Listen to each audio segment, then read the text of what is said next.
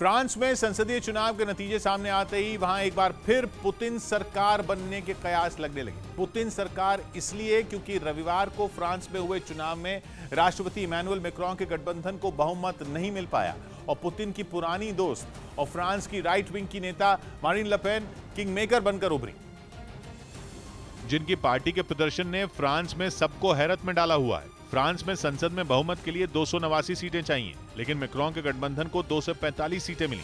मगर मारीन ले पेन की नेशनल पार्टी भले ही तीसरे नंबर पर रही, लेकिन 89 सीटें जीतकर उसने इतिहास रच दिया। मारीन ले पेन की पार्टी के इतने बेहतरीन प्रदर्शन की उम्मीद किसी को नहीं थी। संसद में बहुमत खो देने से इमैनुअल मैक्रों अपनी सरकार के बनाए कानून संसद में पास नहीं करा पाएंगे। इसी वजह से मैक्रों ने मारीन ले पेन से मुलाकात की ताकि आगे का रास्ता निकाला जा सके।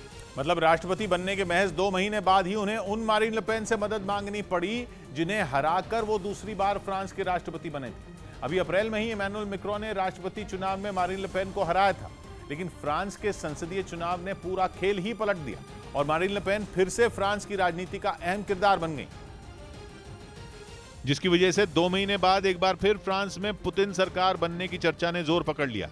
क्योंकि अगर मारीन ले पेन मैक्रों का साथ देने को राजी हुई तो जाहिर तौर पर वो अपनी शर्तें भी सामने रखेंगी, और अगर ऐसा हुआ तो हो सकता है कि गाहे बगाहे पुतिन का फ्रांस की राजनीति में थोड़ा बहुत ही सही पर असर देखने को मिले। क्योंकि 53 साल की मारीन ले पेन पुतिन की इतनी करीबी हैं कि पिछली बार फ्रांस के राष्ट्रपति का चुनाव लड़ते वक्त वो उनसे मिलने के लिए रूस तक गई थी। बल्कि कुछ मीडिया रिपोर्ट तो ये तक कहती हैं कि मारीन ले पेन रूस के एक बैंक से 2014 में लोन भी ले चुकी हैं, और इससे भी बड़ी बात यह कि वो नेटो के खिलाफ हैं। राष्ट्रपति चुनाव में प्रचार के दौरान उन्होंने ये वादा तक किया था कि अगर वो जीती तो फ्रांस को नेटो से अलग कर देंगी। यहाँ तक कि उन्होंने इमैनुअल मैक्रों को ये कहकर घेरा भी था कि उनका ध्यान रूस और यूक्रेन पर ही लगा हुआ है।